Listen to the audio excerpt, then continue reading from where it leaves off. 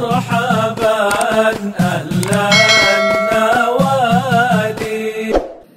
Al-Habib Abdul Qadir bin Ahmad As-Saqqaf waktu datang ke Malang, beliau mampir ke Darul Hadis yang dibina oleh Al-Habib Abdul Qadir bin Ahmad Belfaqih dan putranya Profesor Dr. Al-Habib Abdullah ibn Abdul Qadir Belfaqih. Ini kedua-duanya ulama besar. Datang Al-Habib Abdul Qadir bin Ahmad As-Saqqaf. Al-Habib Abdullah masih muda waktu itu. Kemudian Al-Habib Abdul Qadir mengatakan, ini putramu Al-Habib Abdullah, dia nanti menjadi ulama besar dan ilmunya akan sangat luar biasa karena dia punya dua kelebihan.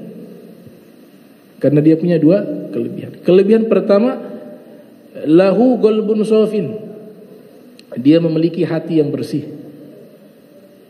Yang kedua, dia memiliki aklun dzakiyun, akal yang cerdas. Al-Habib Abdullah ibn Abdul Qadir itu belajar di masa mudanya itu sampai muntah darah karena tidak tidur-tidur. Hidupnya hanya di pesantren. Nah, Al-Faqir sempat mampir tabarukan di Darul Hadis. Ada hujrah namanya Hujrah Al-Bukhari, ruangan Imam Bukhari. Hujrah Al-Imam Al-Bukhari, ruangan Imam Bukhari.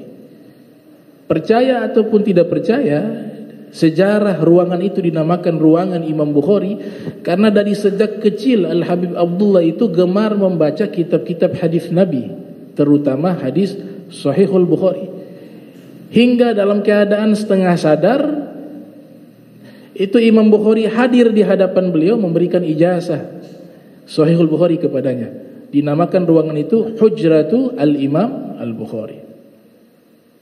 Setengah sadar, wallahu alam.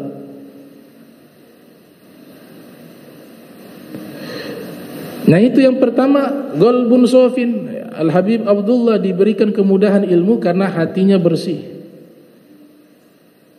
Dan ini isyarat di dalam Al-Quran. Huwallazi ba'atha fil ummiyina rasula minhum yatslu alaihim ayatih wa yuzakkihim wa yuallimuhumul kitaba wal hikmah wa in kanu min qabl lafid dhalalin mubin. Dia Allah mengutus di kalangan kalian ummiyin, kelompok yang banyak tidak bisa baca, atau kaum Quraisy. Sebagian ulama mengatakan kaum Quraisy banyak memiliki orang-orang yang pandai baca tulis. Seperti Nabi disebut ummi, bukan berarti Nabi itu tidak bisa baca tulis. Tapi Nabi Muhammad tidak butuh baca tulis. Tidak butuh baca tulis.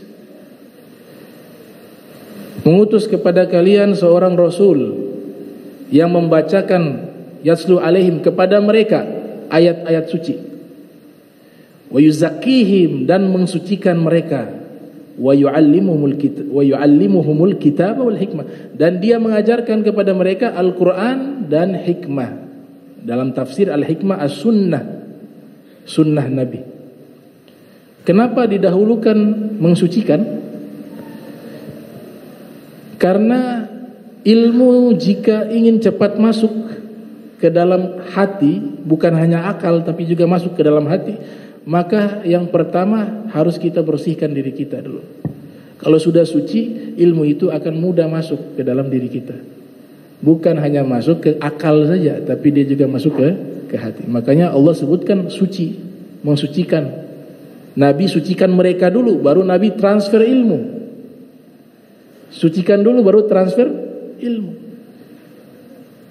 Makna kedua, di dalam tafsir Ruhul Bayan karya Syekh Ismail Al-Istanbuli mengatakan, didahulukan kata mensucikan dibanding mengajarkan, yuzakki lebih dahulu daripada yu'allim, karena tujuan mengajar ilmu agar orang menjadi suci. Maka itu menjadi satu yang menjadi tujuan di dalam pendidikan.